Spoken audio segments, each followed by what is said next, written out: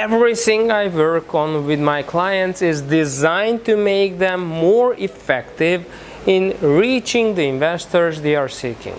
Beyond that, they need to reach end users too, of course, but the process of attraction is very similar, and as I always say, first things first, get the attraction of investors right and the rest will follow. And obviously, if you can't attract the investment, then your business won't be going very far, however brilliant the core idea and theme. One of the absolute keys to successfully attracting investors is to know your audience. Let me repeat that. You must know your audience. It's easy to say, hard to do. However, the more niche your offering is, the easier you can make it for yourself. There is no product or service on earth which is for everyone. Startups might like the idea of everyone on the planet using their gizmo, but it's never going to happen for a huge number of cultural, economic, and other factors. So step away from the universal approach and live and breathe niche. You may be surprised to observe that the more niche you get, the easier it is in terms of communicating with your target audience.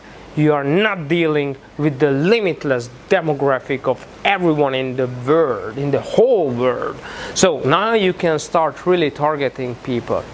To do that, you have a fantastic set of data tools available. Now I know that many people, myself included, don't like giving away our data to the tech and media giants, but the fact is that we do. We all know how our searches and habits leave their trace, and when we register for new sites or services, there is always an exchange of data. The sites which are specifically created for networking, such as LinkedIn, carry even more data which we have consciously handed over in return for access to the site. A networking site will by definition hold a lot of information about our status, including age, sex, maybe ethnicity or place of birth, education and work history, hobbies, family life, and so much more.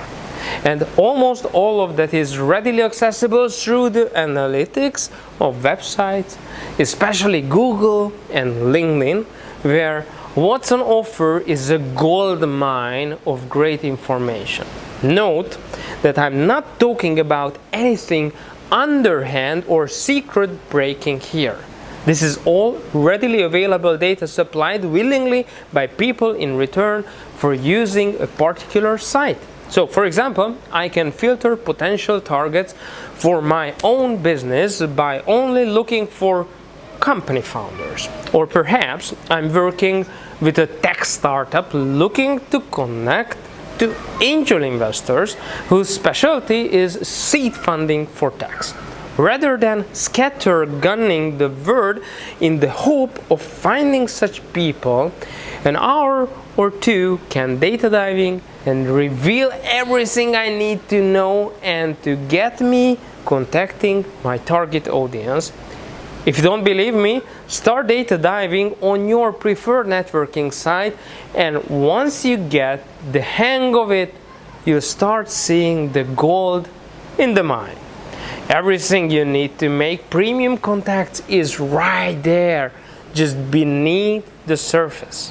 When you consider that the alternative is flipping across the web in the vague hope that you will stumble across your investor targets in sufficient numbers to make the activity worthwhile, it's obvious that diving for data makes sense.